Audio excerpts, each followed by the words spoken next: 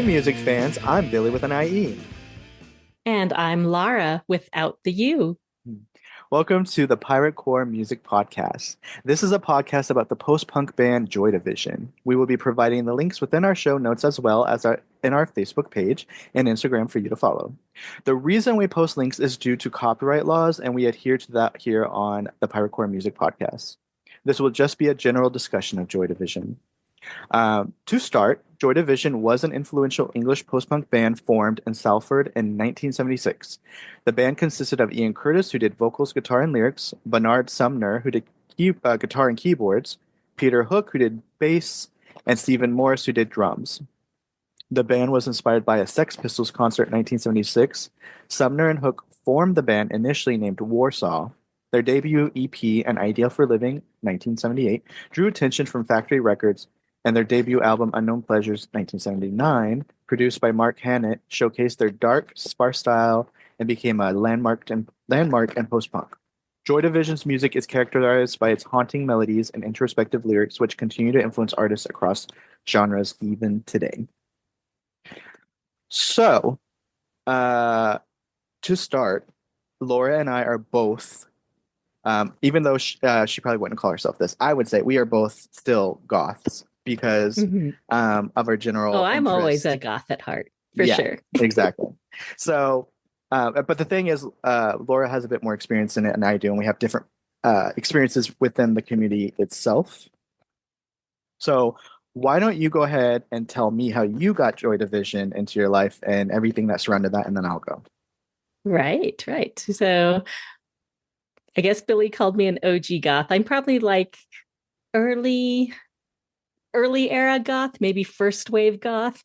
Mhm. Um, I'm probably a decade or two older than you. And so I got into the goth scene in the mid 1980s. At the time, I was kind of a real child of the 80s. I listened to a lot of new wave music and whatever was on the radio. And I was working at Kmart. My first boyfriend, I started dating him, and then I didn't realize because at Kmart at the time, everybody, dressed for work. We started going out, and I realized he was kind of a skater kid. He listened to a lot of punk bands like the Revolting Cocks and the Dead Kennedys. But I kind of told him my music tastes, and for my 16th birthday, he presented me with a cassette tape. If y'all know what those are nowadays, but it was Sisters of Mercy Floodland. And at first I was listening to it. I'm like, what is this gothic devil music?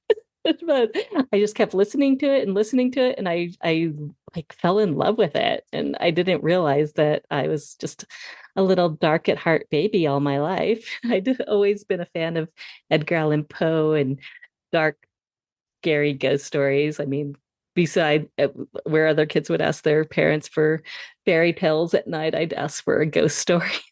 My dad was always obliging with recounting Edgar Allan Poe short stories to me and things like that. My favorite TV show as a kid was The Addams Family. So, I kind of really fell into it. And from there, I was just going around the scene.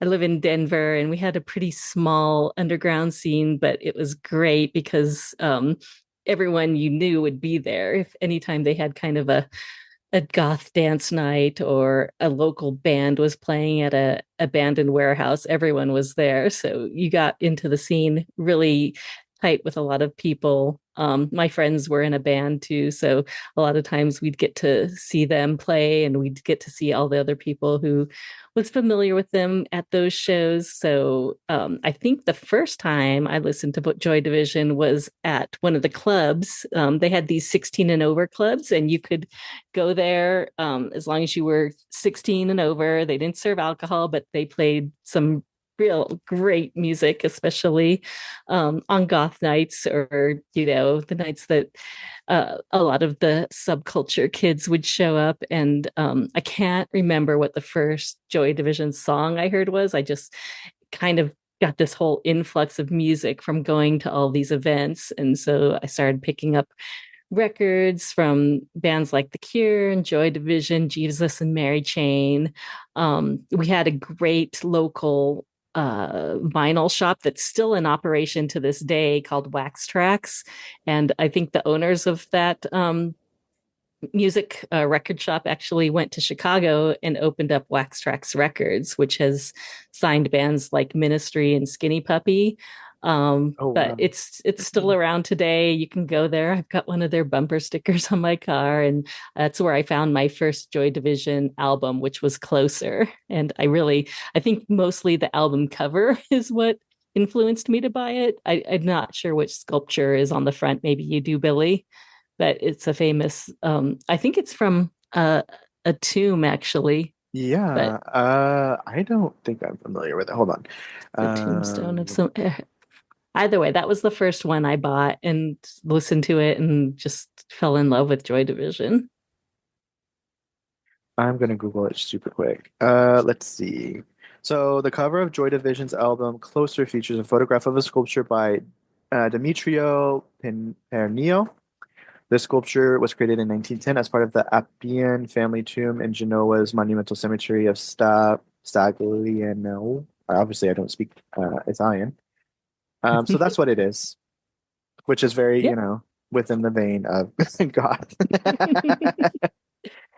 And there's I have to sometimes take Joy Division in spurts because they can be very dark and bleak, and sometimes I'm just like I can't take anymore.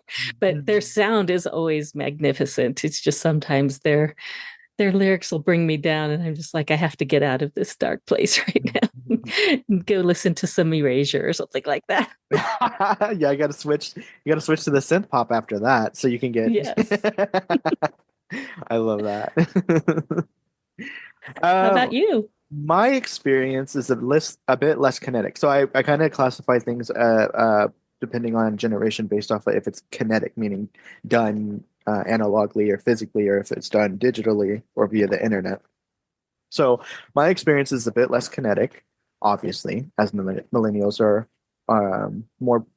more prone to having nostalgia based on what the internet was like in the early 2000s and late 90s. So I actually got hooked on Joy Division around the age of 16 or 17. My dad was dating this woman at the time who used to be into the goth scene of the 90s. And she had this iPad or iPod with like the most storage I had ever seen on an iPod. And she just had thousands and thousands of albums of music. And it was like, they just went across genres. So one night, we were playing Rock Band, and I decided to play Fascination Street by The Cure. And I had never heard that song before, but I was so entranced by it. I was like, what song is this? And she was like, oh, it's Fascination Street by The Cure. I was like, oh, do you have that on your iPod? So I started listening to The Cure, which that remains my number one favorite band of all time to this Mine day. too, of course. Absolutely. And then I just kind of started to take a nice little tour through post-punk music. And the first song I heard was Love Will Tear Us Apart because it's their most famous and commercially successful song. And then I just kind of slowly consumed album after album after album. And I was hooked on post-punk music after that. It was just sort of like I spent a summer in the doom and gloom, and then it was like after that that was, and then prior to that, like Laura, I liked vampires and werewolves and witches. I read my first Anne Rice novel at 14, so I was already kind of in the macabre romantic headspace one needs to be to Hmm. appreciate this kind of music. So Halloween was always my favorite holiday, and I always believed in like the powers of witchcraft and stuff like that. So I was a macabre person prior to that, but it was just sort of like stumbling You upon. were the target audience, huh? Yeah, and it was just kind of like post-punk music just sort of was like the perfect soundtrack to go with that feeling, you know? Hmm. And like before then I had sort of like a kind of disdain for goth people because everyone did for some reason. But it wasn't until I it wasn't until I started listening to the music and really loving it and seeing how they dressed and seeing how the other people looked when that liked the music as well. I was like, maybe it is kind of cool. Maybe it is kind of like they all look like vampires. I want to be a vampire. And so it was just sort of like a slow progression into it. And then now it's like that's my aesthetic. So funny. I kind of wonder if um, goth became a little bit of a joke in the 90s or just kind of a cliche because Yeah. that's when Hot Topic began to emerge and Yeah. you'd be like, "Oh, that creepy store in the mall and Yeah. all Or the this, all the yeah. crazy kids hanging out there and everything where and then I think that's why maybe when Goth Talk came on to Saturday Night Live and it was a bit of a joke and everything where when I was into the scene it was more I had quite I would call myself a mid-grade goth. Like I Mhm. wore the combat boots and the dark clothes and everything, but I had girls at my school who put on the full-on white pasty makeup and Mhm. black lips and did the Susie Sue eye makeup and everything. And I'm like, I never quite went that far, but everyone like just thought it was kind of cool and artsy. Like those are the art school kids or something Mhm. like that. And you basically had to go to like some crazy boutique store. We had one or two in our town that actually sold clothes that were imported from England usually Mhm. that and they imported Doc Martens and Manic Panic hair dye and everything, but there was a place basically only one place in town that sold something like that. Everything else you had to pick up either at Army Surplus or Goodwill, or you had to concoct your own hair dye out of, Kool-Aid or something like that. And maybe it wasn't as I don't know cliche maybe as it became in the 90s and 2000s Well, where in I think in the 2000s it became more emo. yeah, I was gonna say I grew up when emo was the thing, and Mhm. I did kind of tour that subculture just a tiny bit in middle school, but I always kind of was like, this isn't it. So in high school, I started to sort of like try to fit in a bit more, so I wore the more preppy clothing. And to be quite honest, I didn't actually lean into the aesthetic until my early 20s. It wasn't until so this is my favorite memory of all time.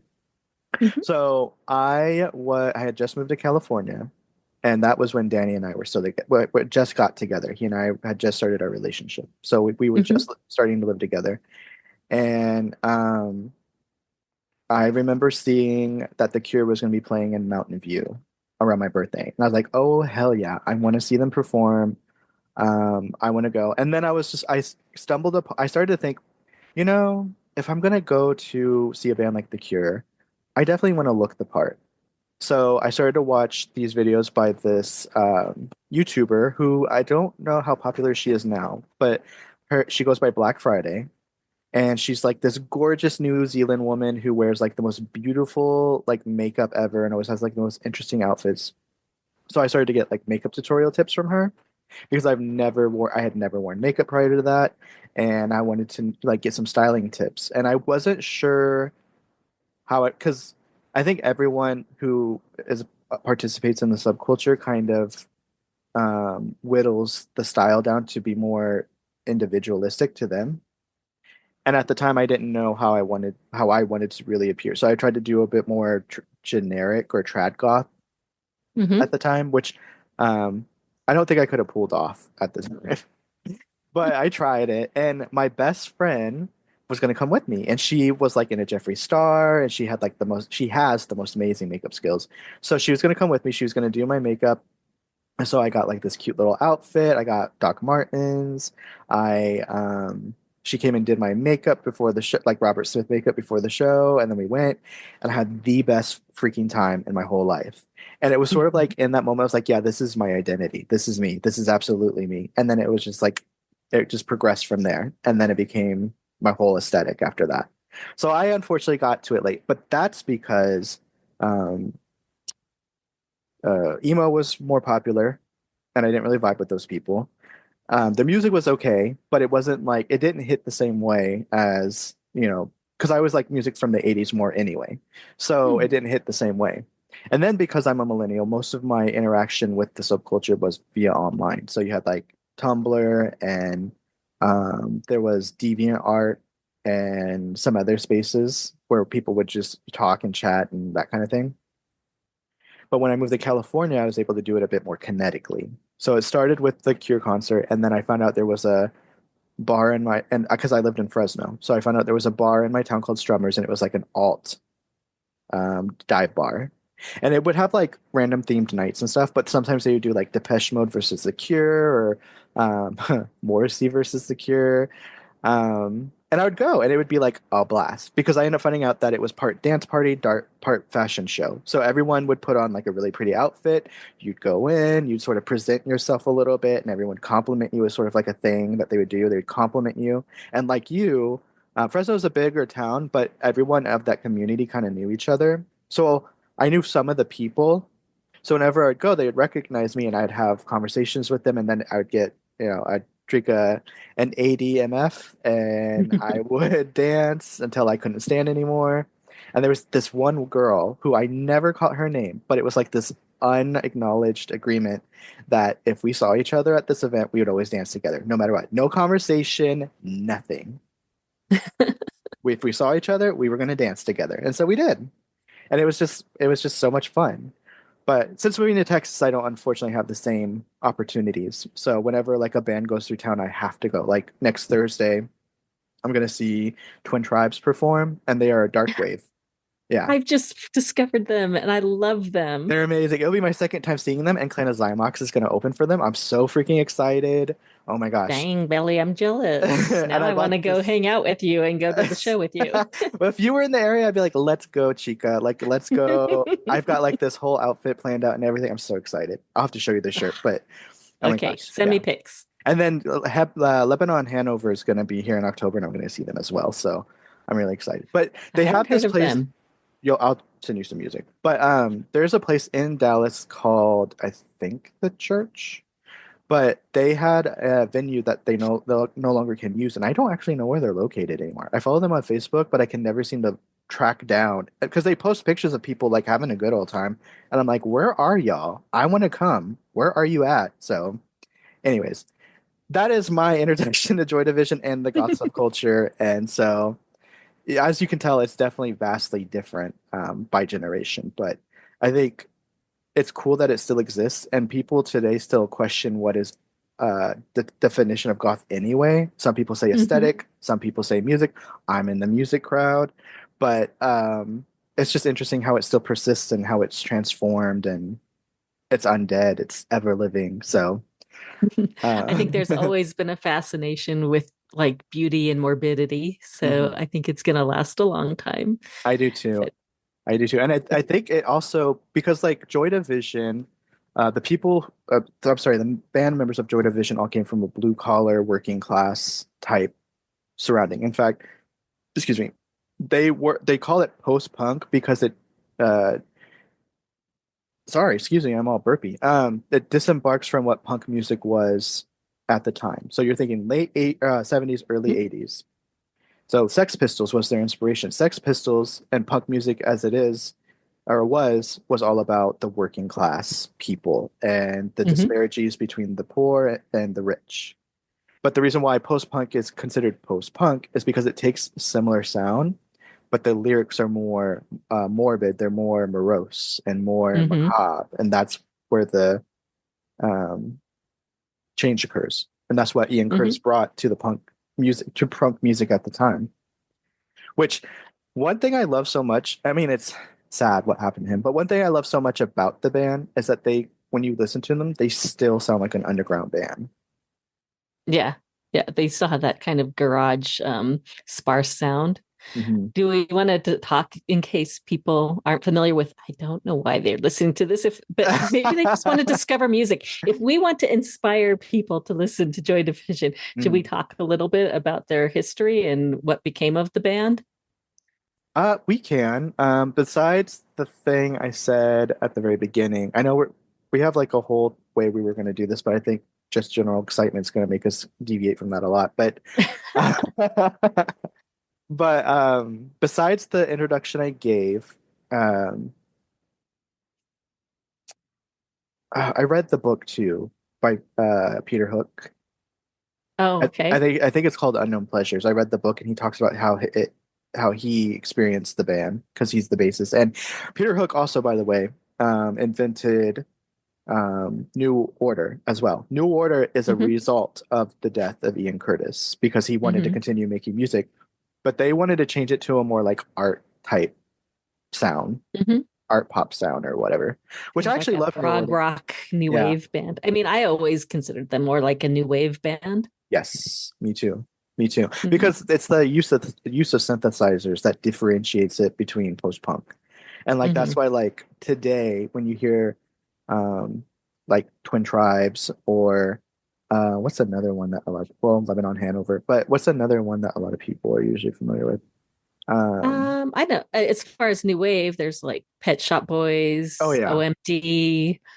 There was a huge explosion of new wave artists that in the post-punk era.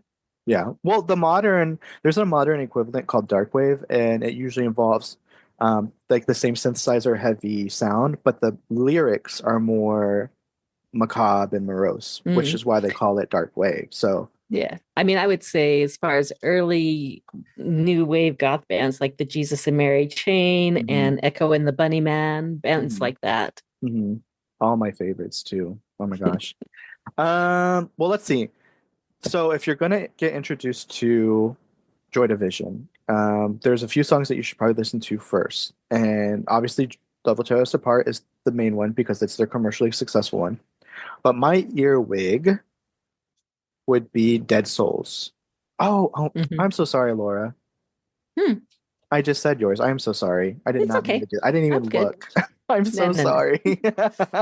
Don't worry about it. We're going to talk about uh, that song a lot, I'm sure. yeah. Well, what about do you know any of the history behind that song? I know that he wrote it as he was going through his divorce with Mm, Deborah Curtis, his wife. And if for people who don't know the history of Joy Division, like one of the main things that has either, um, it's basically become the main thing about their music. In fact, I heard a interview with Morrissey, who I really love the music of, but yeah. sometimes he can be an a-hole. Yeah. It's a weird relationship people have with Morrissey. I love the Smiths, but I think Morrissey should stop talking. he says in an early interview he was in the Smiths at the time, and he says that he thinks that he's like, oh, I like the music of Joy Division, but I feel like the story of Ian Curtis is just the only thing people think about in that band. And it's a huge thing. It's just like Jim Morrison with the Doors Yeah. or Kurt Cobain with Nirvana.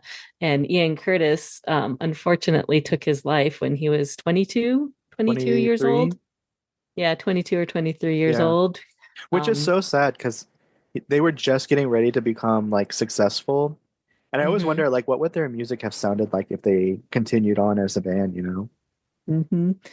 And it was for a multitude of reasons that I'm sure we'll discuss, but one of them was the disintegration of his marriage to Deborah Curtis, and because of a possible relationship that he was having with another woman, and just he had experienced a lot of um, depression in his life, and from what I've heard, he wrote that song during the darkest points of his divorce, or they never did get divorced, but the separation of him and his Mhm. wife.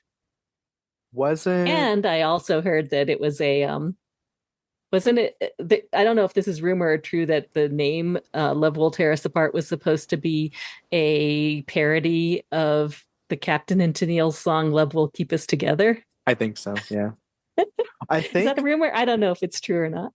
I'll have to look that up. But I think he was having an affair with a French journalist at the time. Belgian. Belgian. Uh-huh. Yeah. Yeah, that was where that came from. And I think also I think he was having like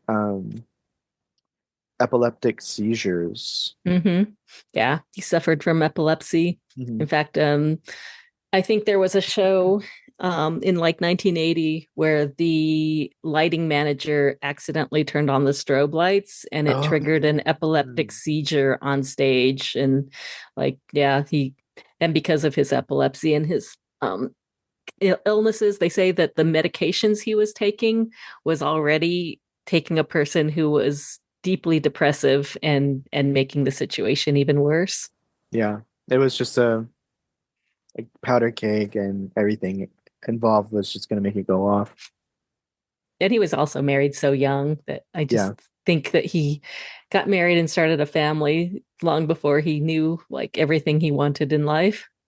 I always think about musicians from the 70s and 80s and how a lot of them usually became like strong, heavy drug addicts, and they had like families, whole families. But I think it has to something to do with the time period they were living in which that was the expected thing. You know, you're supposed to be Hmm. married and have children, but they wanted to be rock and roll stars at the same time, which is a hard thing to Yes. reconcile. Hmm. So, um, oh, what was I going to say? So, but for my earwig, I would say Dead Souls would be should be the go-to And because I love that's that song. yes, That I would say I love the Joy Division version, but I even love more the Nine Inch Nails version from the Crow yes, soundtrack. yes. So it's like it's sort of set up to be like a goth anthem because you have it being covered by Nine Inch Nails, which transports you to another generation of, you know, because I think they do still to this day. I'm not sure because I think Nine Inch Nails is put in the industrial new metal genre now. Hmm.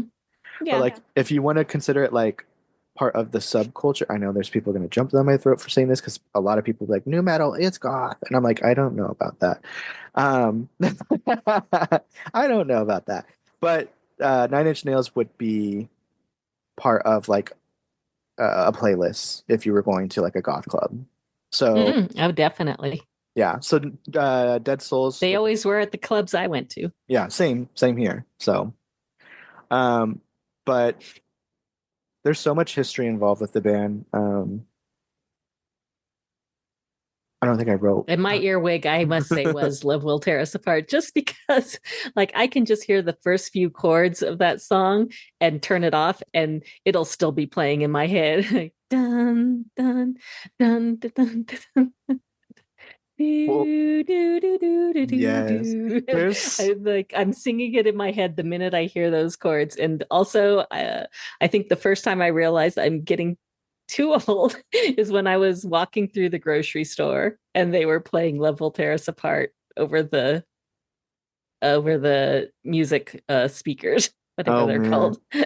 You know who I have else? to say I am not a technical music person, so I know Mark goes on to these podcasts and he's got all the technical like background information. I will have none of that. I just know what I love. So, it's funny because another band that actually did a cover for Love Will Tear Us Apart was Fall Out Boy. I think I've heard that once or twice. Yeah, so I think that's interesting how like it kind of marries our generations by Fall Out Boy doing and they influenced like the emo type. Well, there was like generations of emo obviously, but there was like the first wave emo would have been like Fall Out Boy would be a musical influence. And so I think it's interesting that they did a cover of Joy Division too. But they also I'm gonna jump a little bit.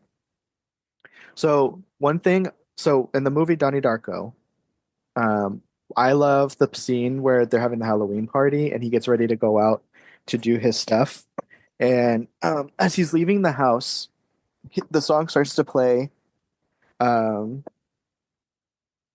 on one of the radios inside, you know, the living room or whatever. And I always Hmm. associate that song with that and sort of like the inevitable tragedy that follows.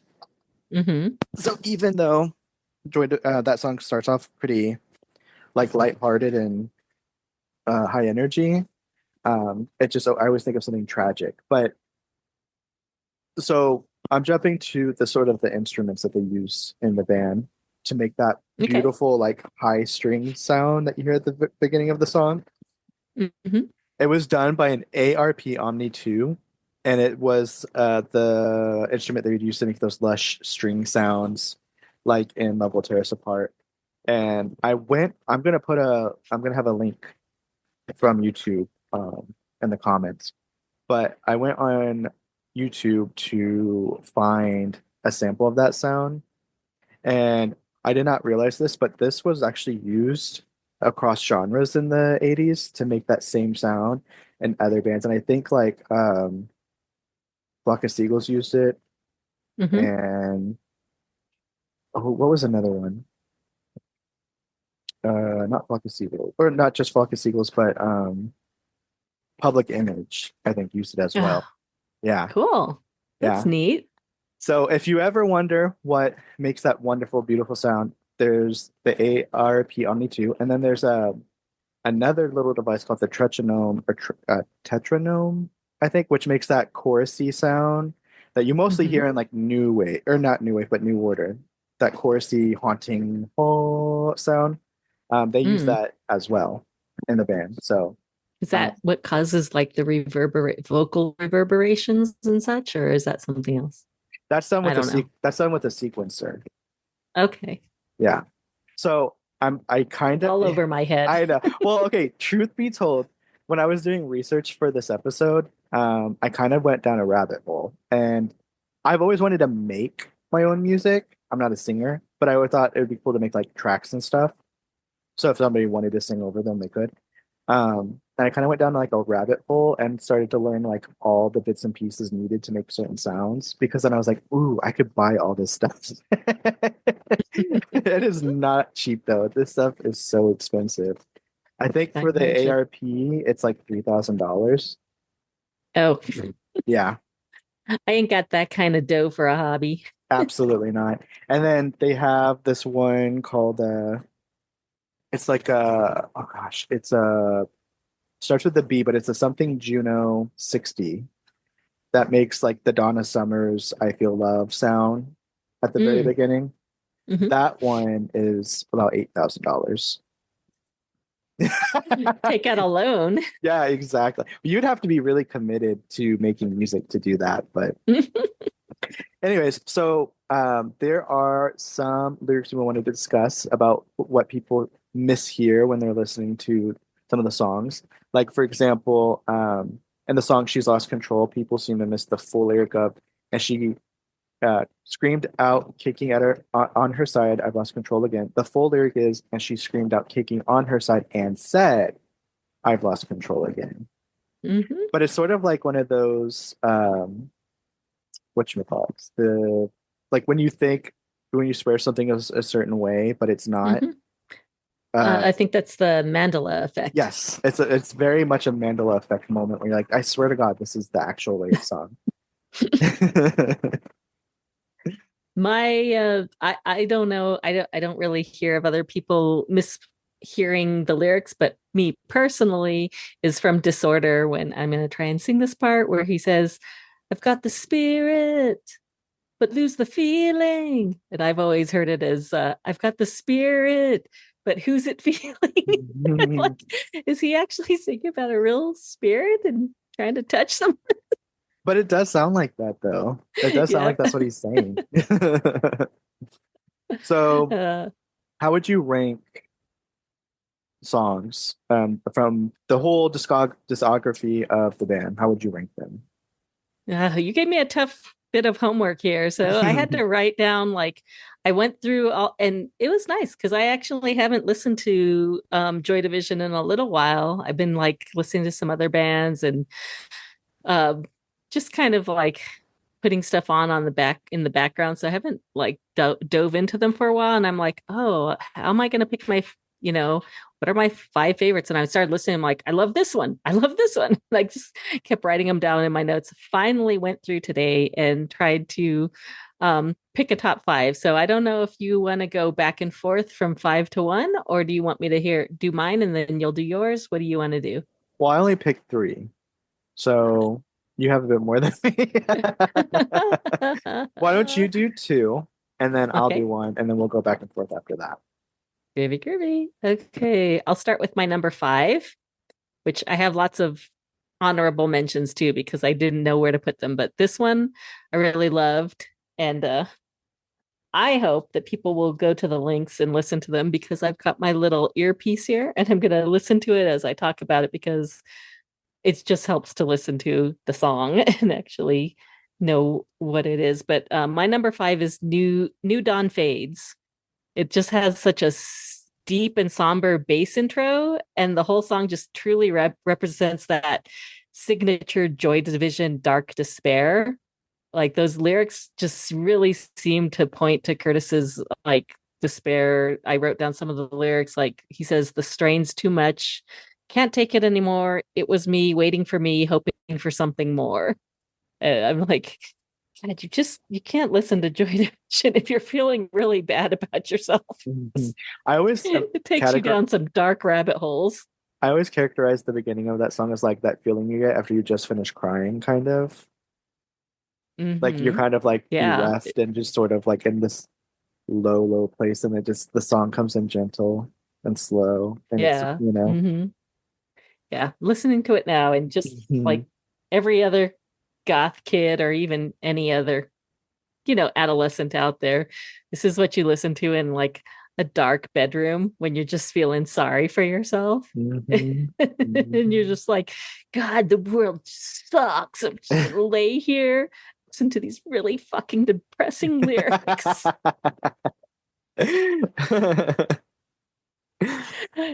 And then I'll go to my number four just because I've got a few more than you. And that one is I felt like I needed to pay a little homage to more of their punk era. Mhm. And that one is Digital off of the album Substance. Yeah. Yeah, it's just got that real simple, like 3 chord punk rock sound to it. But it's the if you look at the lyrics, they're so dark. It's very signature dark Joy Division lyrics played to this punk beat. Mhm. I actually have Digital as one of mine. So more information about Digital. It was released in 1978 as part of the double 7-inch EP entitled A Factory Sample. The song was recorded during the band's first session with producer Mark Hannett. Or I'm sorry, Martin Hannett. I apologize. It did not chart upon its release and didn't receive significant commercial success. However, it has since become a notable track in Joy Division's discography and is featured on several compilation albums, including Sill, Substance, and Heart and Soul. But like we said at towards the beginning, Joy Division didn't get to the commercially successful part of their career as a band. They were about to. They were on the precipice, and then obviously the tragedy happened. So when Mhm. you listen to their music, it's all gonna sound like fresh out of the studio, very underground, which honestly, I think that's perfect. It's like a still Mhm. life from the past. So, what is your Yeah. other one? What is your number three? My number three is I just because I discovered Joy Division going to the goth clubs as a teenager.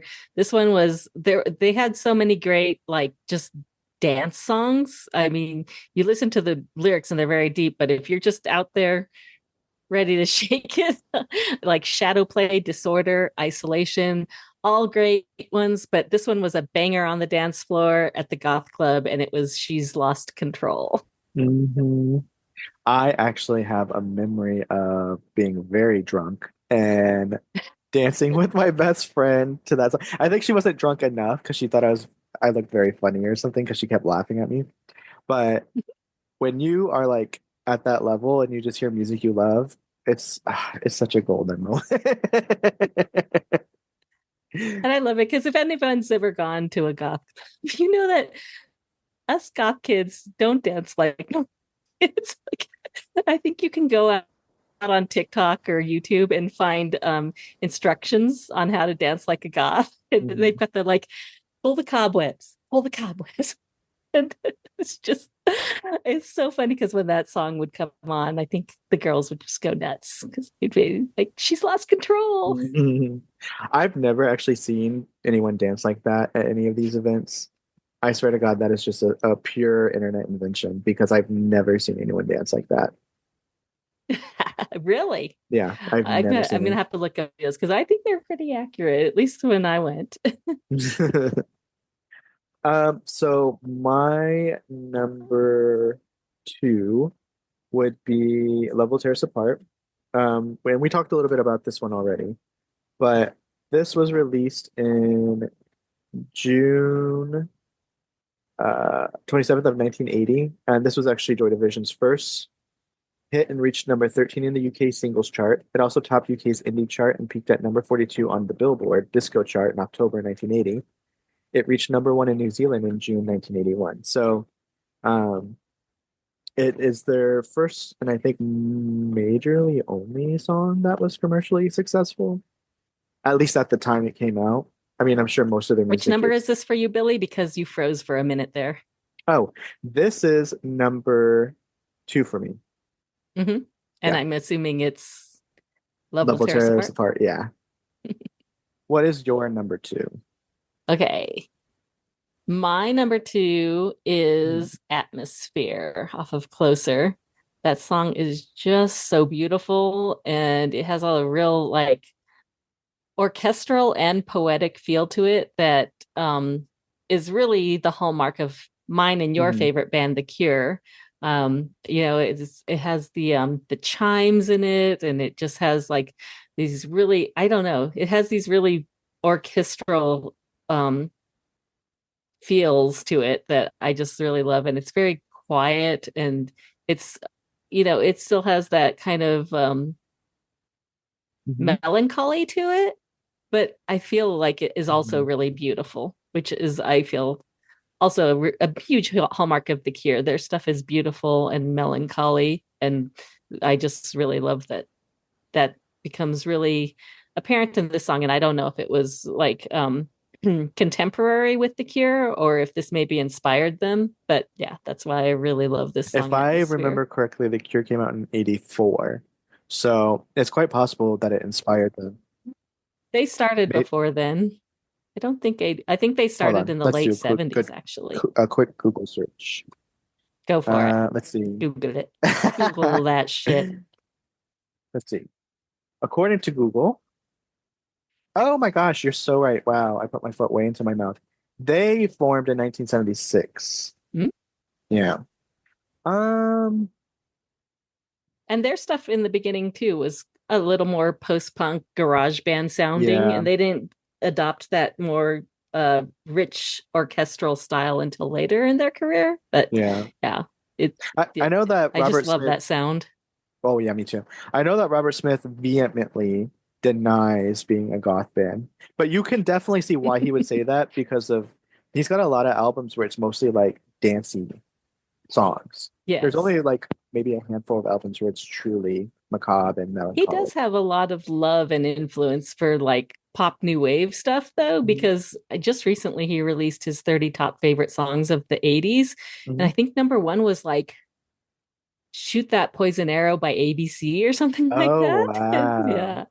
But the Yeah. funny little divergent story is me and my best friend when we were in high school, and she was kind of like a hippie punk who liked to dabble in goth, and I was more like a goth who liked to dabble in some of her hippie stuff.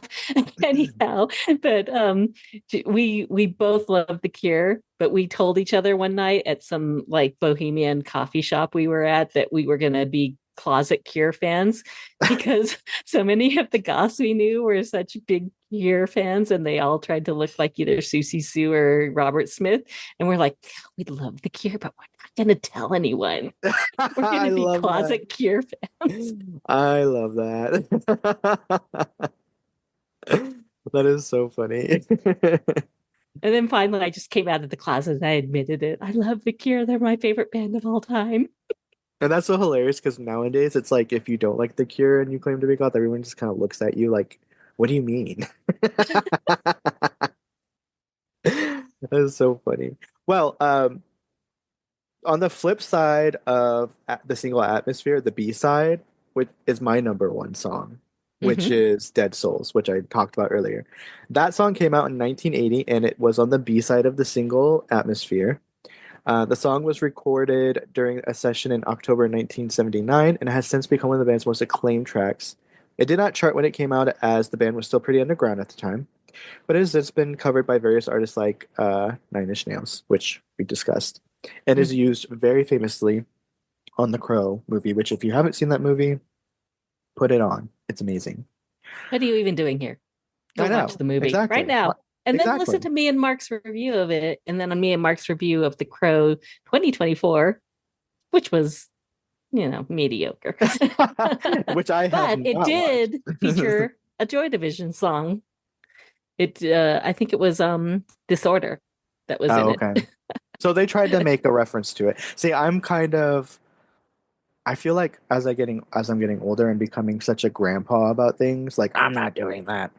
I've purposely refused to watch it just because of the aesthetics of the trailers and everything, and I was just like, I'm not watching this. But Oh yeah. it's good that they tried to make a reference to, the subculture in that movie. Hmm. But you said it was mediocre. It was, I wouldn't say it was the worst ever because it Mhm. had Bill Skarsgård in it, and I love him anyhow. But Oh yeah, me it too. was definitely not it was not a worthy successor. Just go back and watch the original Crow. Yeah. Or you can read. They came out with a series of like companion books in the late '90s, which I've Hmm. started to collect. I I don't think they have were done by Jim O'Barr though. no.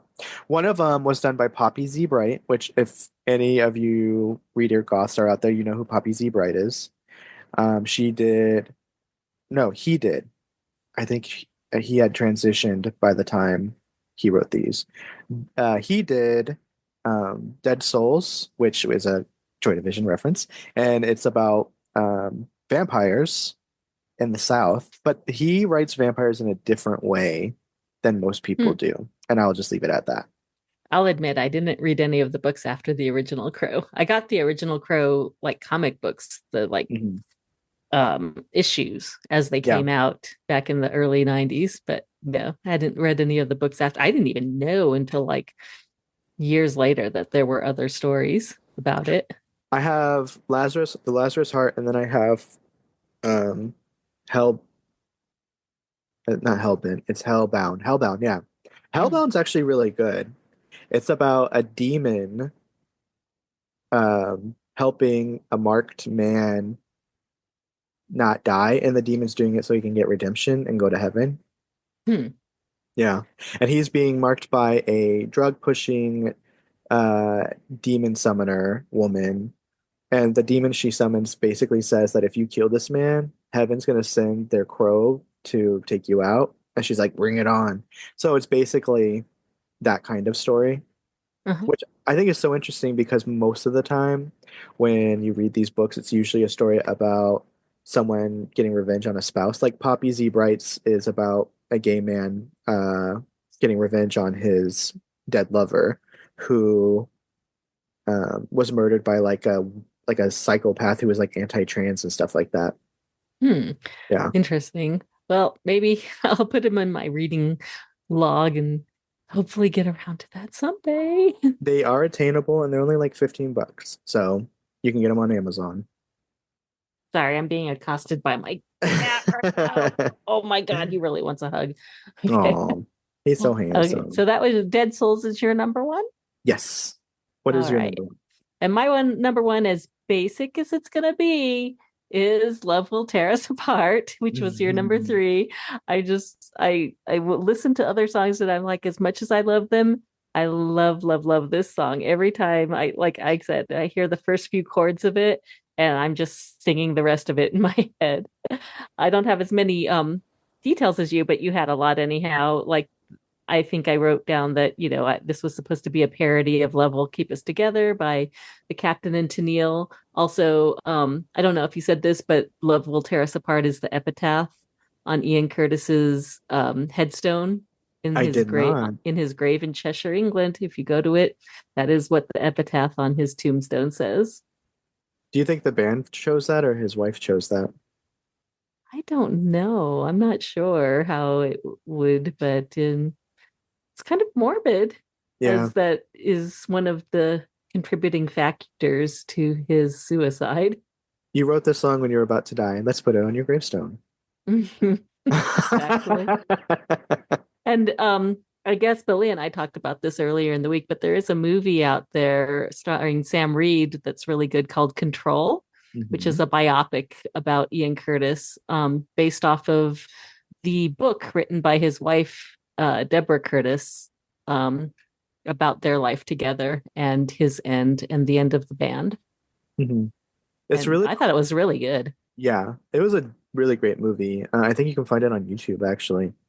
Hmm. Um, what's really cool about it is that when you see biopics of performers from either the late 70s, early 80s, the one continuous factor is everyone's love of David Bowie, Hmm.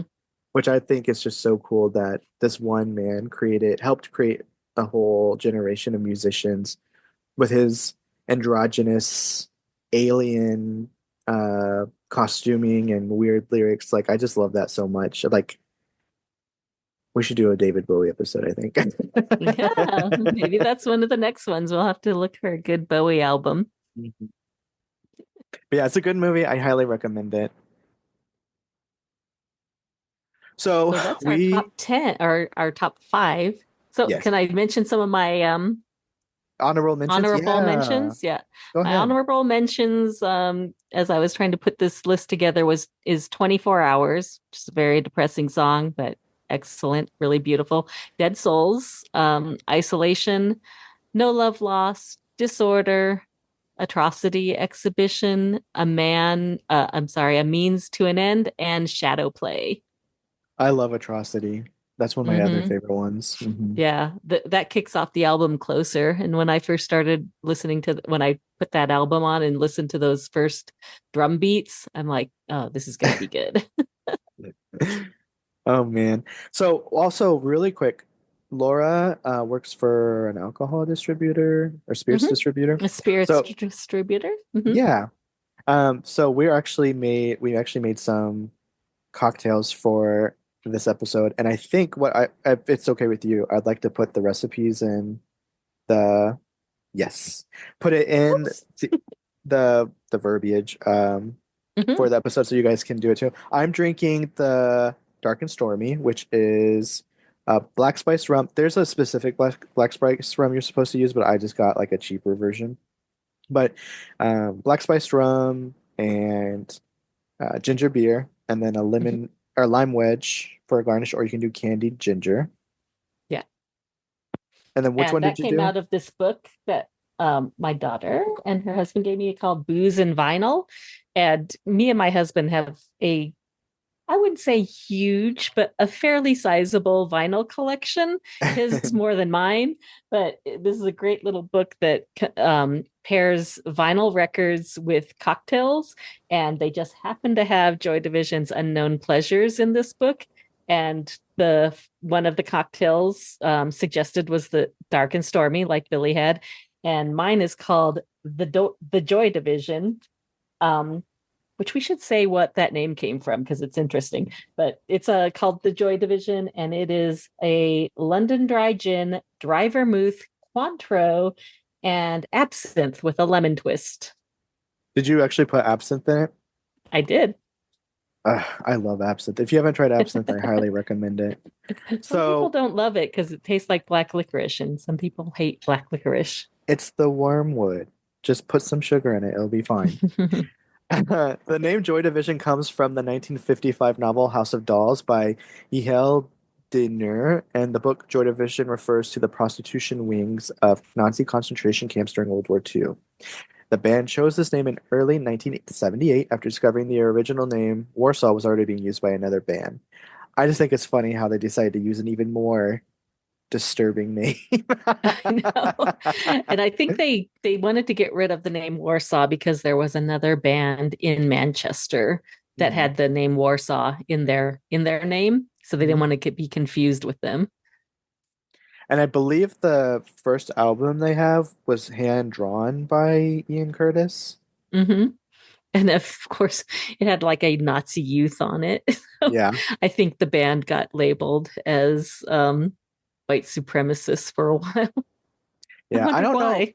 Well, right. Well, I don't even know like what the attitudes were because like I know right like today any kind of Nazi symbology or like if you even own collector's items or whatever, you can get in really big trouble just having Hmm. it.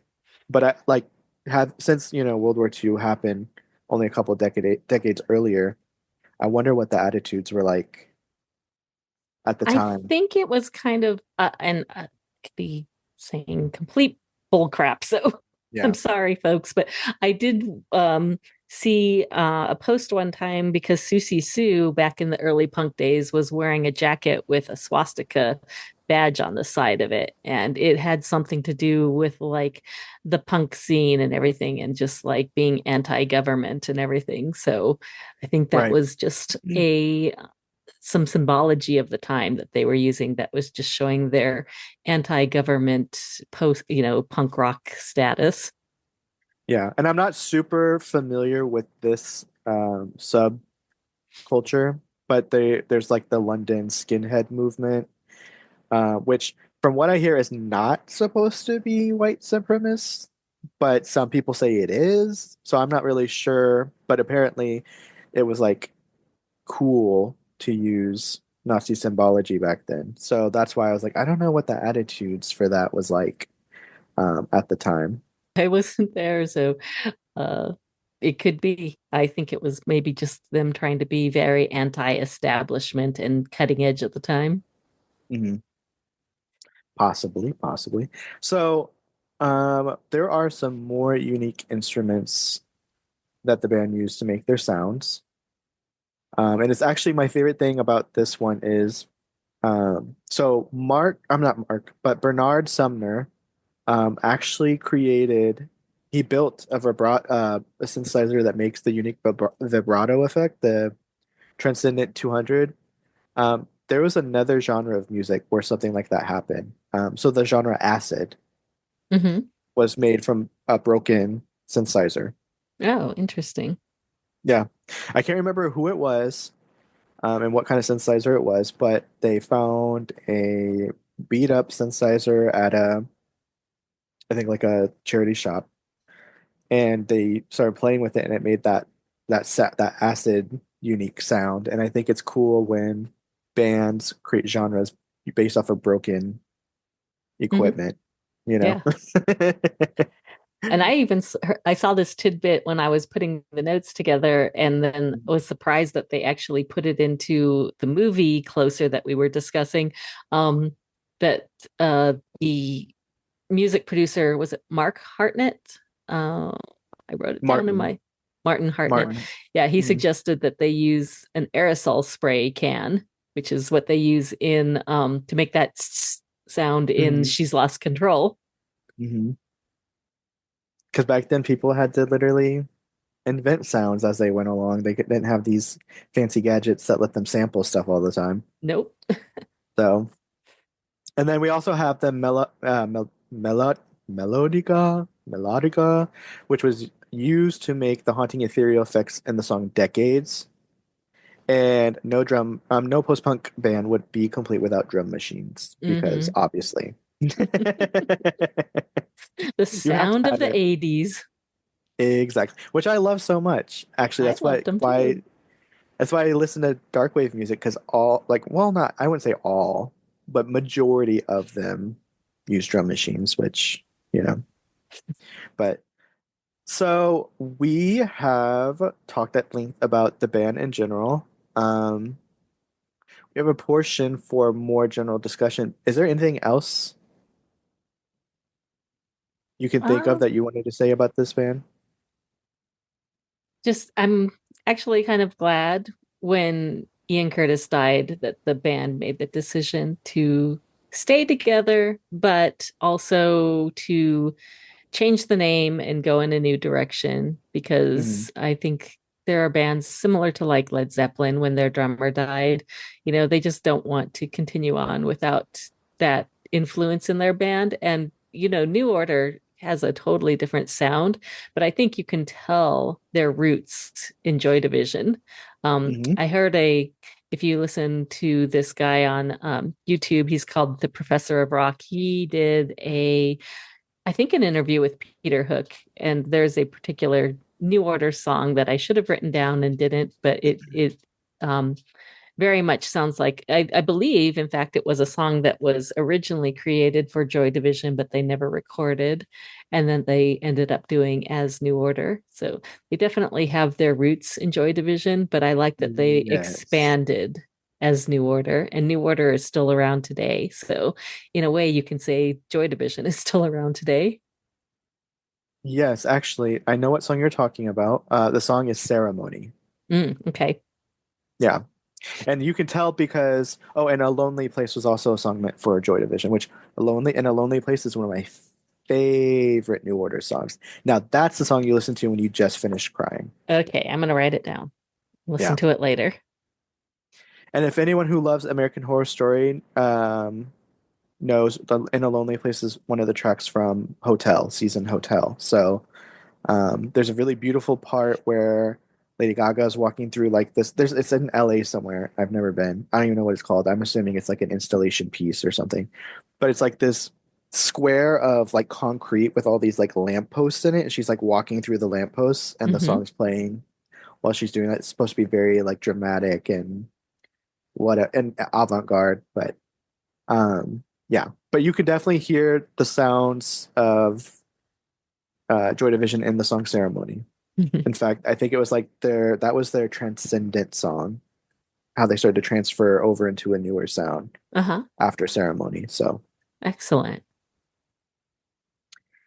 but That is yes. all I've got, unless you guys want to hear more goth talk with me and Billy. Would that be funny if that's a thing we started to just do? So for the links that I'm gonna have put in tandem with the episode, I'm going to put in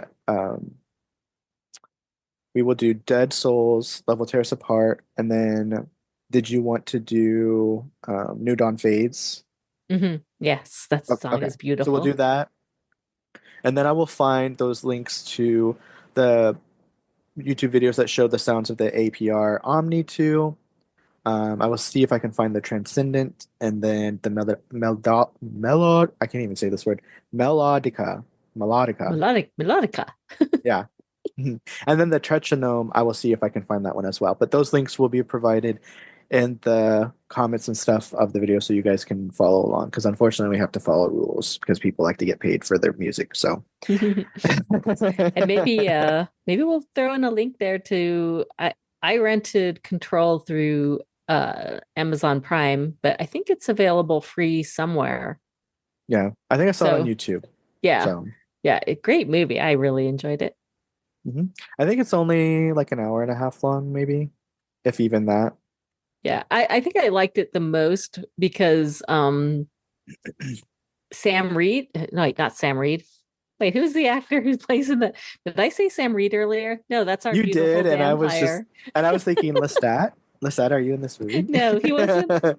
It's not him. I've got to IMDb it real quick because I've only ever seen this other Sam Riley, who was Sam also in Riley, Pride yeah. and Prejudice and Zombies, which is the only other movie I've seen him in.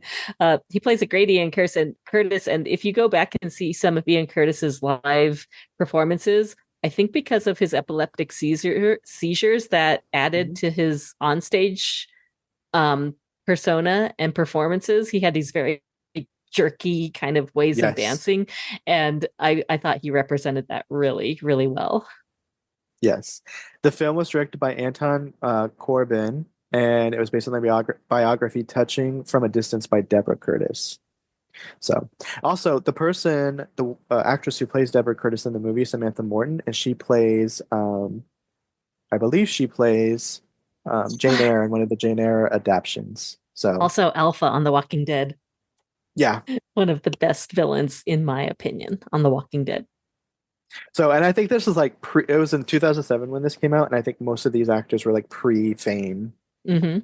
actors. So it's like their early work. So it's actually kind of art house type film. Yeah, and it's all shot in black and white, so I really enjoyed Yes. that too. Yes. Anyway, without further ado, we do not have any feedback as of right now, but if you want to make some feedback, you definitely can. You can go to our Facebook page, facebook.com/piratecore entertainment. There you will find images of the topics that we cover and leave a comment within that thread so that we may read your comments on the episode, on other episodes when we record. You can also email us at piratecoreentertainment@gmail.com. You can send a regular email there, or you can just record your thoughts as a recording, and we will pop that in the podcast as we record to include you uh, in on the conversation. Plus, try to answer any questions you have. If you subscribe to Apple Podcasts or Spotify, you should. You should follow us. We're really good. I have some of my podcasts on there, which I need to do more episodes for. Laura, she doesn't really do her own, but she likes to pop in on the other people of Yeah. Pirate Core and Journalist Cinema podcasts. So you can hear When on interview comes various. back, I will be there. Oh yeah, so will I. I'm so excited. Oh my God. Maybe one of these days we'll actually finish Mayfair Witches. Maybe. I tried to, and when you guys were talking about having another episode, I was like, yeah, let's do that. I tried to so bad. I was like, when will this get good? We should be kind. There are some people out there who like it, but they probably Well, don't listen to this show. yeah. But they are also making a Talamasca series, which I'm kind of interested in. That might be So, interesting. yeah, I'll that give might, it a well, because try. that will be a truly original work. So I think my prejudices and everything will kind of go out the window because it's a completely original work. So I can Mhm. just admire it for what it is, an Anne Rice uh, influenced. Inspired, yes. Yeah, exactly. But anyways, you can leave a review on either of those in either of those places, Apple Podcasts or Spotify. It helps us get noticed. You can also tell a friend, since word of mouth is always best, and you can tell them where we can be heard, such as Apple Podcasts and Spotify, or whatever podcast player of choice is out there. We can be found on, like Deezer, for example. And then, like I said, you can find some of my episodes on a Cinema podcast with Laura and Mark and everybody else, Becky. And then I have some of the Slay Lounge on Pirate Core Entertainment. But forgive me, I have not touched it in a while, and I'm very sorry about that. You got Let's things see. to do.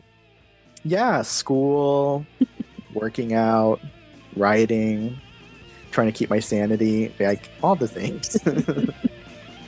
And as always, we would love for everyone to go to the Pirate Core Entertainment website when available and check out the other podcasts and entertainment in Pirate Core and the Pirate Core family. Just go to piratecoreentertainment.com. Thank you to everyone out there listening to the podcast. This was the Pirate Core Music Podcast. I'm Billy with an IE. I'm Lara, and thanks for listening to us art nerds this week. We will catch you on the flip side of the next music track. Bye-bye.